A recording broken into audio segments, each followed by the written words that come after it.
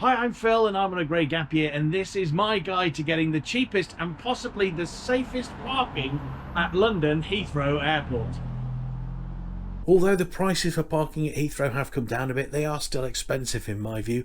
On top of this, Heathrow and its car parks are inside the ultra low emission zone. This means me and the trusty Astra, we get hit with £25 in charges if I park in the ULEZ. So to demonstrate the savings you can make, I've picked a week in September just to park at Heathrow Terminal 5. And the cheapest option that week using Heathrow's official parking is, unsurprisingly, the long stay car park at £118 a week. On Heathrow's long stay car park, you self-park your car, you walk to a bus stop, wait for a bus, and then you take a 10-minute bus ride to the terminal. Remember that sentence. So we've got a benchmark of £118, but some alternatives to using Heathrow's own official parking are on Holiday Extra's, Purple Parking and Travel Supermarket. Now all three of these websites are offering the exact same alternatives at the exact same price, and I've booked parking through Holiday Extras previously, and personally I trust all three of these websites, so we do see an immediate saving of £18.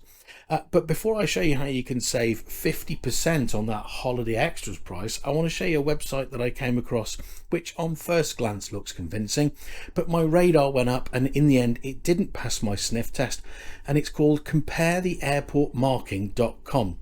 It was just in the Google search, I clicked on it, but my radar went straight up because the company's claiming to be #1, to have 5 stars and 2 million customers. And this made me a bit suspicious because the review panel doesn't say where these customer numbers and 5-star reviews come from, and there's no link leading from it to anywhere else. So I thought, well, maybe it's Trustpilot. Nope. Not Trustpilot. So these figures could be genuine, but I don't know where they're coming from. I don't know how to verify them. And those Trustpilot reviews, well, they just put me right off. And I wanted to show you some prices, but when I went to screenshot them, the page refreshed itself and it crashed with a null ref exception on line 94 in startup.cs. If you're not in software development, that won't mean anything to you. But if you are in software development, you'll know that me knowing that is very bad. And personally, I would not feel comfortable putting my credit card details into this website. I also want to talk separately about meet and greet scams. You book online and you pay online. Then you turn up at the airport, you hand your keys over to a complete stranger and they just drive off in your car.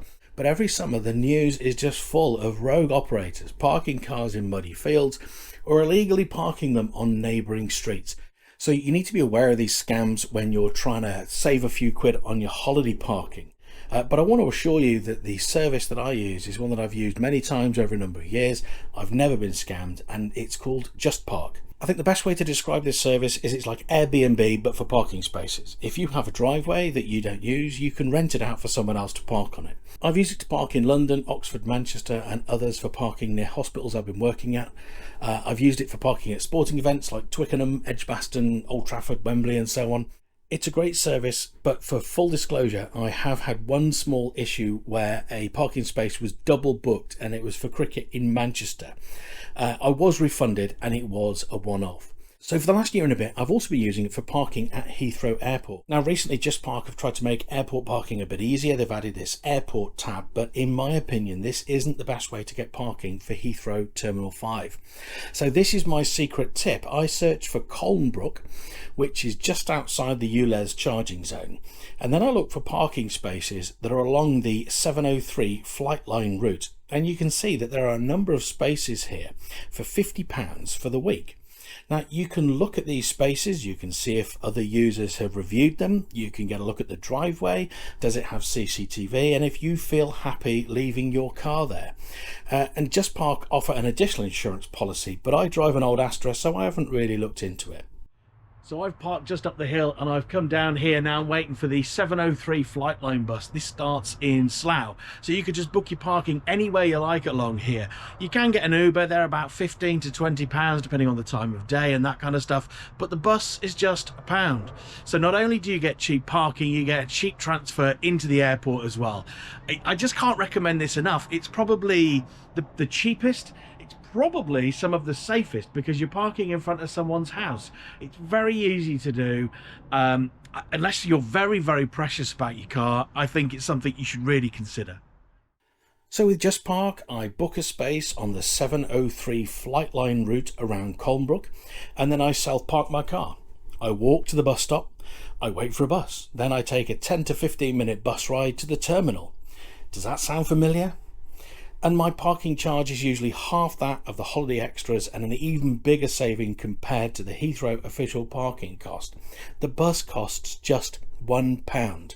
And when you arrive at the terminal, you'll be on level 0, so you just take a lift or elevator to level 3, ready for departures.